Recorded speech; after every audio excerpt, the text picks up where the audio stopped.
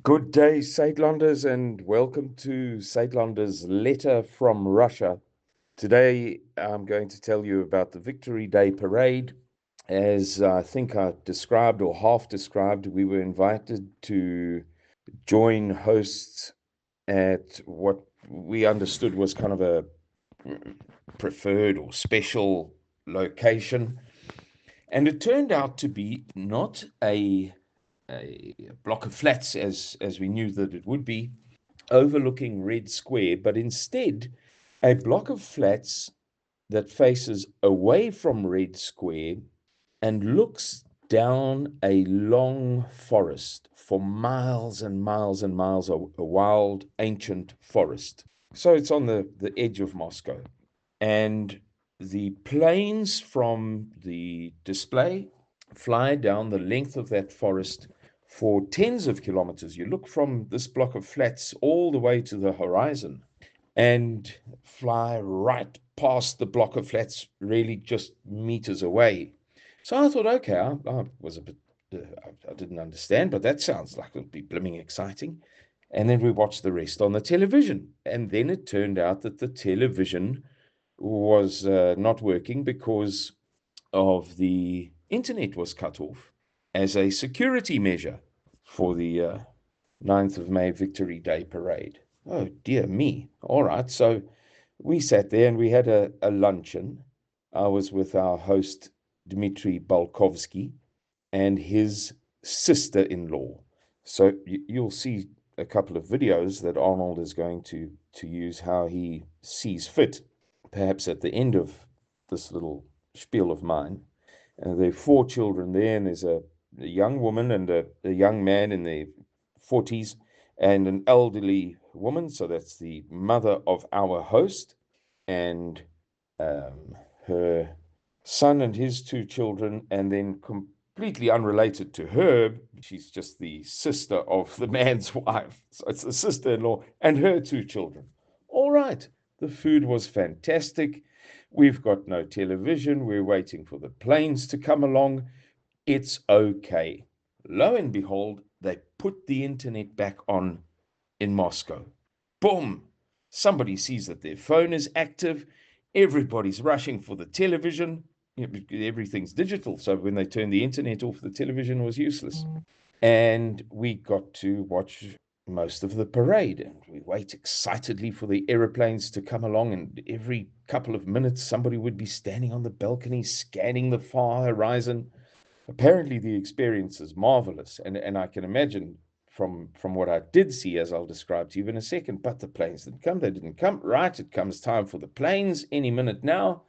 And I happened to be standing on the balcony when the planes came from a completely different direction, almost hit our block of flats. Well, not really in aviation terms. I'm sure those guys knew what they were doing and they had acres of space.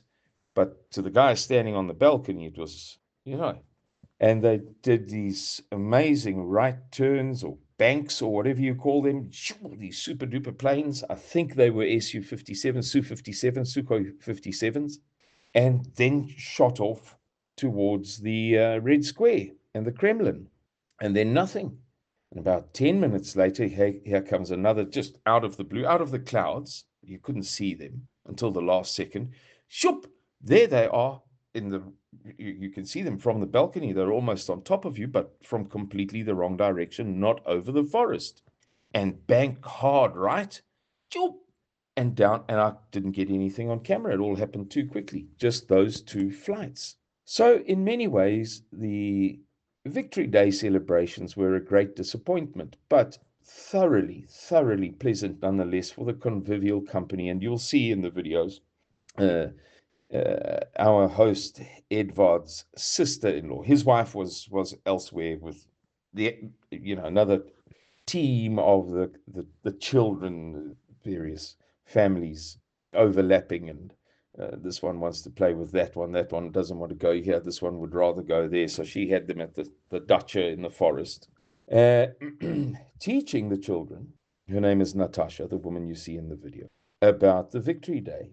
And I was sitting there somewhat disappointed, not by the food, that was fantastic, not by the company, that was terrific. But we missed a few minutes on the of the television broadcast, so a little bit disappointing, and we didn't get the planes that normally would have come. I'll tell you why in a minute. Normally it would have been hundreds of planes, and we would have had the best view of just about anybody in the world.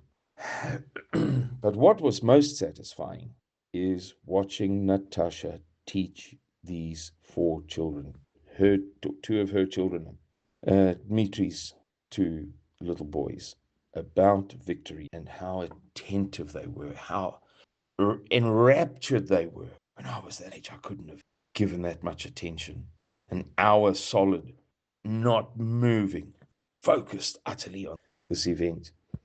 It turns out today that the reason why they didn't have these grand squadrons of planes flying from 30 kilometers away all the way down this forest, right to our block of flats, just flying past at hundreds of yards at just about our level two, because it's the tallest block of flats in the vicinity. I didn't see one nearly as tall, is because the Ukrainians promised to disrupt the 9th of May parade. And Peskov, Putin's spokesman, is saying now on Twitter that the air defense systems of Moscow were very, very active on Friday. I don't know what that means, but clearly they took a decision not to put hundreds of planes in the air that might be, smashed by drones spectacularly. Can you imagine if that was part of Friday's story?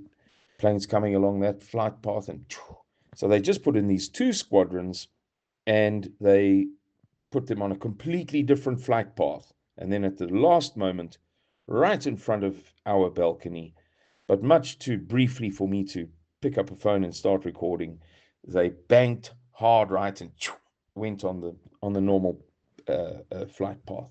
So as I say, there's a video or two of that, and Arnold will incorporate it. And I only really did this spiel because I promised to do so. It wasn't such a spectacle from our point of view. Now I'm going to do a completely different video about first impressions, and I'll talk about the after Victory Day parade. That was a whole different experience. Marvelous.